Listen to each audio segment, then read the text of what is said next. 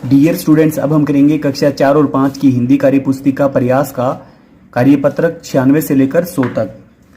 पहला प्रश्न है, नीचे लिखी कविता के बारे में अपने शब्दों में आपके विचार लिखिए। तो इस कविता को हमें पढ़ लेना है, इसके बाद हम अपने विचार यहाँ पे लिखेंगे।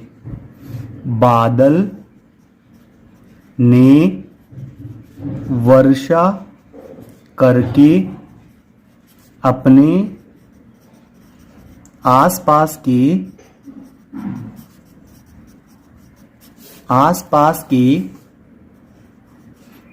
वातावरण को साफ स्वच्छ कर दिया है।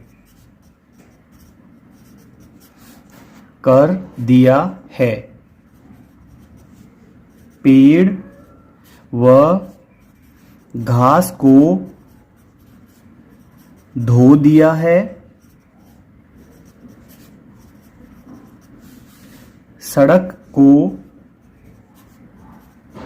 तालाब जैसा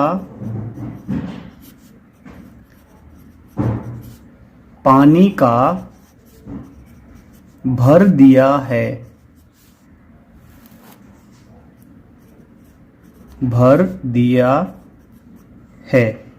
बड़े और बच्चे सभी बारिश में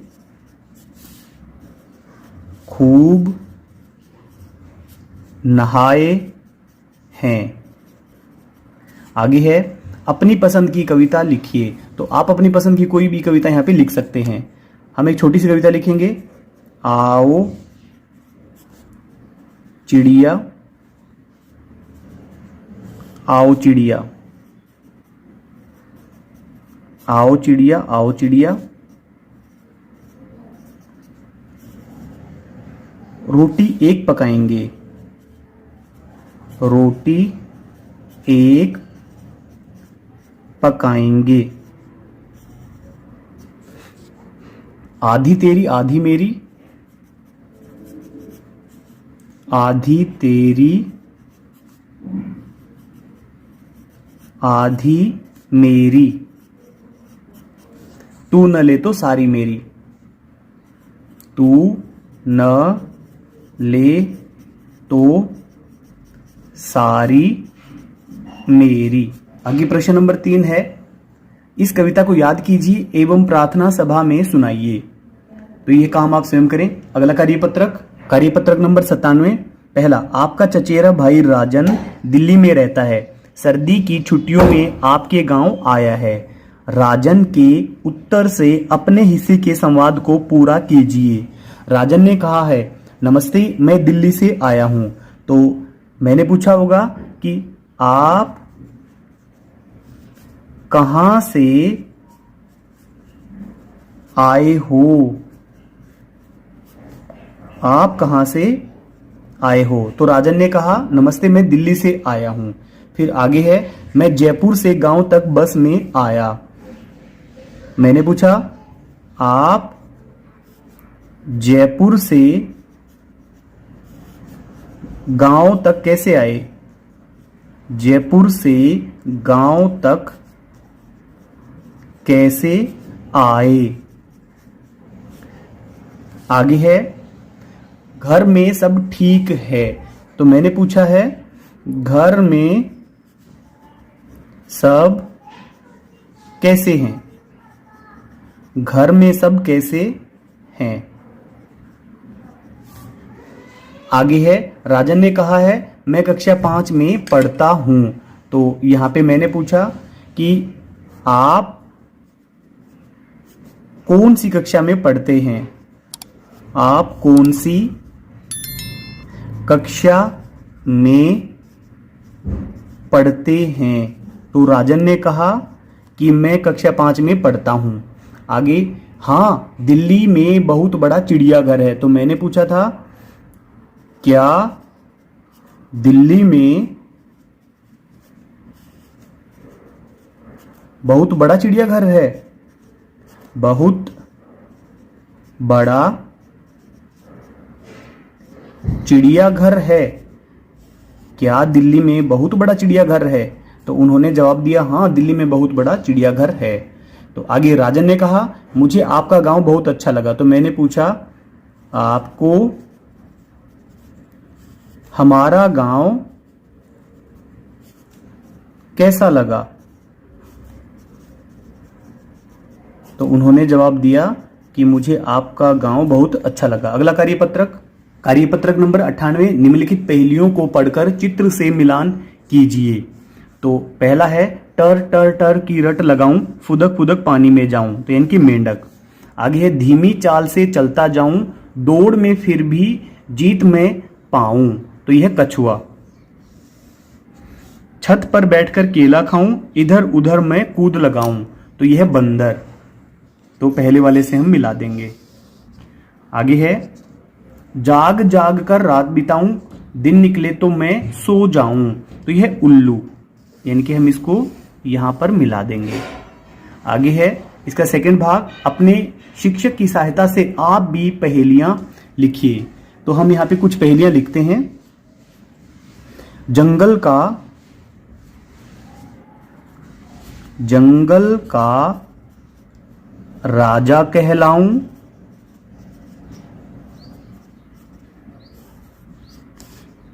दहाड़ से मैं सबको डराऊं,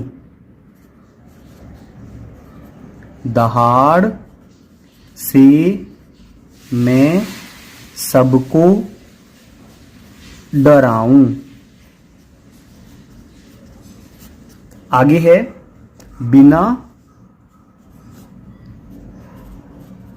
बिना पैर के दौड़ लगाऊं, बिना पैर के दौड़ लगाऊं, कंपन सुन के बिल में भाग जाऊं, कंपन सुन के बिल में भाग जाऊं, बिल में भाग जाऊं। अगली पहेली हमने बनाई है, आम के पेड़ पर दौड़ी आऊं, आम के पेड़ पर झट आ जाऊं, आम के पेड़ पर झट आ जाऊं, मीठे मीठे गीत सुनाऊं, मीठे मीठे गीत सुनाऊं। तो आप स्वयं कोशिश करें इन पहेलियों का हल निकालने का। अगला कार्यपत्रक 99। शेर ने खरगोश के साथ कुएं पर जाकर पानी में अपनी परछाई देखी और उसने अपनी परछाई को दूसरा शेर समझ लिया। उस शेर को मारने के लिए वह कुएं में कूद गया। पहला, क्या होता यदि खरगोश और शेर में दोस्ती हो जाती? यदि खरगोश और शेर में दोस्ती होती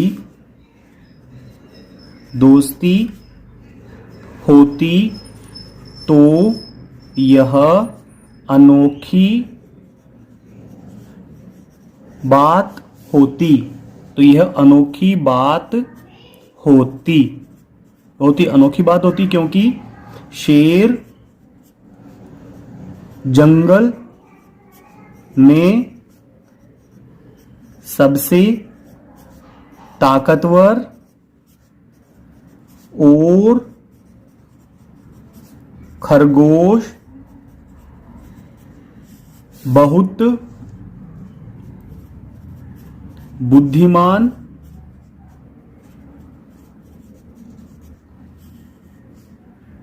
था। इस प्रकार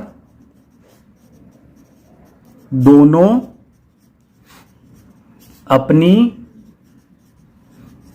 ताकत व बुद्धि से सभी को हरा देते। आगे है, शेर अपनी परछाई को पहचान लेता और उसे दूसरा शेर नहीं समझता तो। यदि शेर परछाई को दूसरा शेर नहीं समझता तो वह कुएं में छलांग नहीं लगाता और वह खरगोश को झूठ बोलने के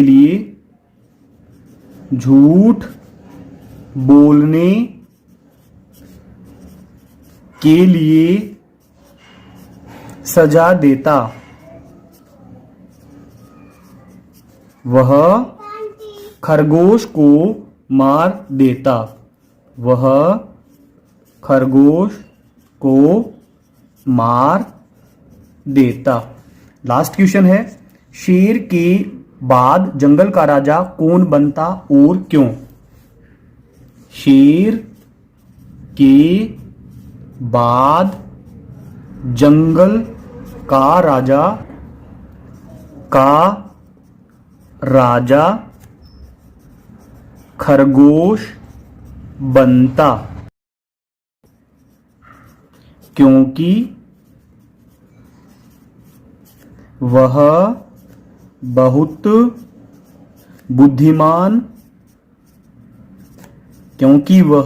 बुद्धिमान था। अपनी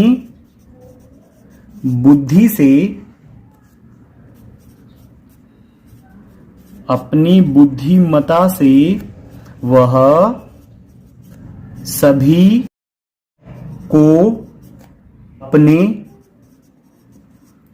वश में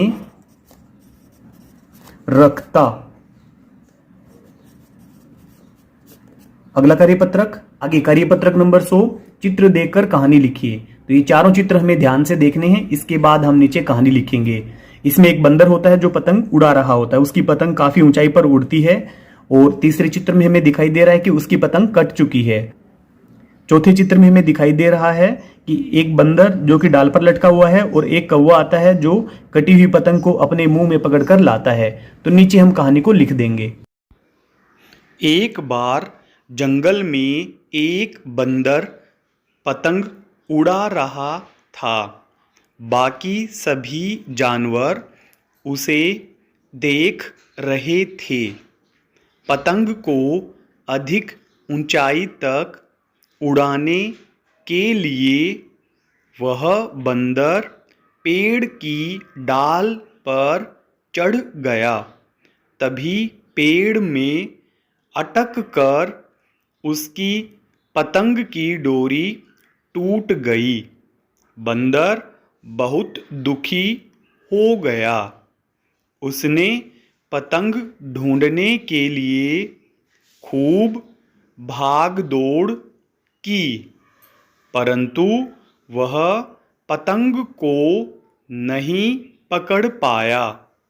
तभी एक कौवा पतंग को अपने मुंह में पकड़े हुए आता दिखाई दिया। यह देखकर सभी जानवर बहुत खुश हो गए।